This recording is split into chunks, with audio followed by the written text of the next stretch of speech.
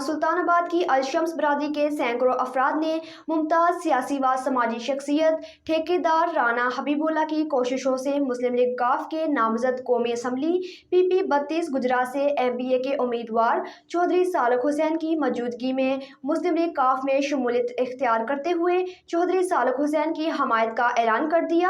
مزید تفصیلات bureau chief Gujarat Muhammad Usman طیب کی اس رپورٹ میں۔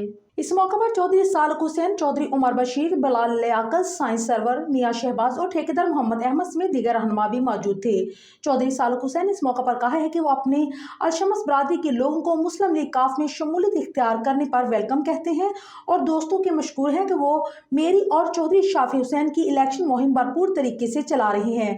الشمس برادری کے تمام کام ترجیحی بنیادوں پر کیے جائیں گے۔